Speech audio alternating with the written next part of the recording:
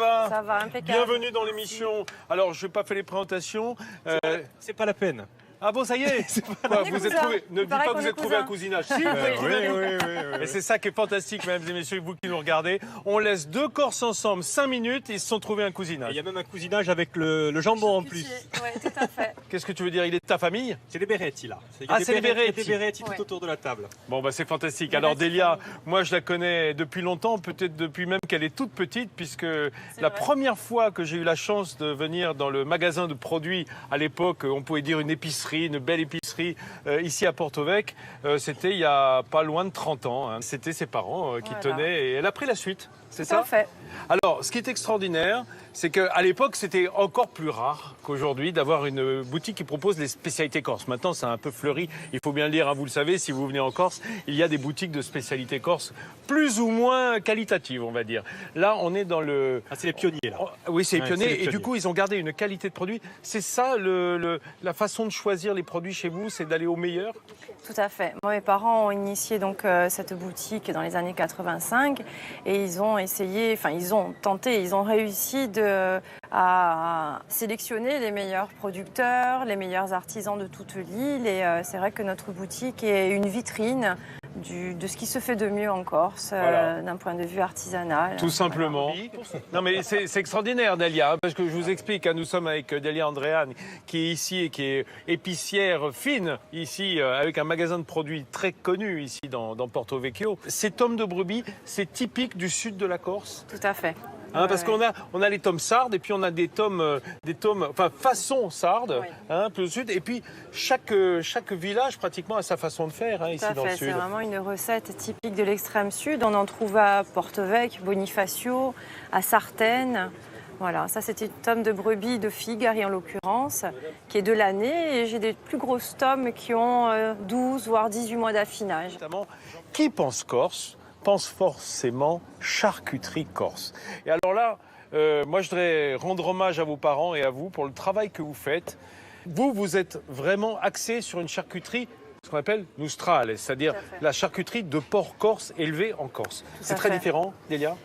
Oui, parce que le porc noustral, c'est déjà une race, donc c'est un cochon noir qui est né et élevé sur l'île. Un cousin des cochons ibériques? Tout à fait. Et nous, la particularité donc, de ce cochon, il est, donc, comme je vous disais, né et élevé sur l'île, de race corse, et surtout élevé en liberté dans son milieu naturel. Donc il ne mange que des glands, des châtaignes, et c'est des goûts qu'on retrouve dans ce gras, vous voyez...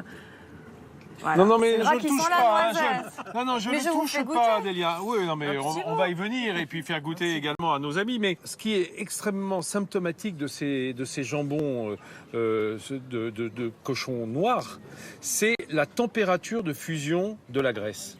Hein, dans le porc blanc, la graisse fond à très haute température, alors que la graisse de ces cochons font à plus basse température, ce qui fait que c'est toujours luisant. Mais ça veut dire surtout que c'est bourré d'oméga 3 et c'est une graisse qui est bien meilleure pour la... C'est du bon gras. C'est une graisse qui est bien meilleure pour la santé que la graisse de porc blanc que l'on peut trouver dans d'autres élevages, je dirais, moins sérieux, moins fermiers. Alors ce qui est extraordinaire aussi, c'est la proportion de gras par rapport à la chair. C'est important que ça soit bien couvert, comme on dit, ces cochons. Ça veut dire que c'est un élevage long. Tout à fait. En fait, ils sont abattus lorsqu'ils ont 18 mois. Et ensuite, nous continuons l'affinage jusqu'à 36 mois. En l'occurrence, ce jambon 36 mois à 36 de sèche, enfin d'affinage de ces jambons. Il faut insister, le gras, ça se mange, le gras. Tout à fait. C'est très important. Non, mais c'est très important. Le fait de manger le gras et le maigre en même temps, on est ça d'accord. permet à ce que la charcuterie soit plus fondante et ça apporte un goût supplémentaire. Parce que si on ne mangeait que le maigre, la charcuterie paraîtrait un petit peu plus salée et plus sèche, vous voyez. C'est très important de manger l'ensemble. Je suis en train de commettre un rapt. Tout à fait. Voilà. Le gars qui... Voilà, c'est moi. Celui qui rapte les cochons corses, c'est moi. Voilà. Alors là, on a des... Alors, c'est absolument magnifique. Hein. On a évidemment ce qu'on appelle la cope. Alors, la copa, la copa, c'est l'échine. Tout à fait, l'échine du cochon. Comment est-ce que c'est préparé? Selon les mêmes principes, c'est salé au sel sec?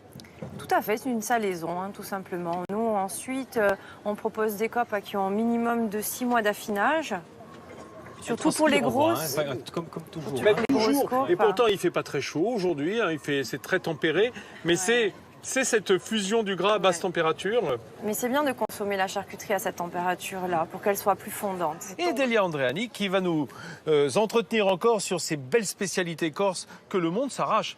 Moi, j'aimerais qu'on dise un mot justement, parce qu'en début d'émission, je vous disais, voilà, toute la charcuterie corse n'est pas corse. Hein, toute cette charcuterie que l'on trouve évidemment dans la grande distribution en Corse, elle est souvent labellisée corse, alors qu'originellement, elle ne l'est pas.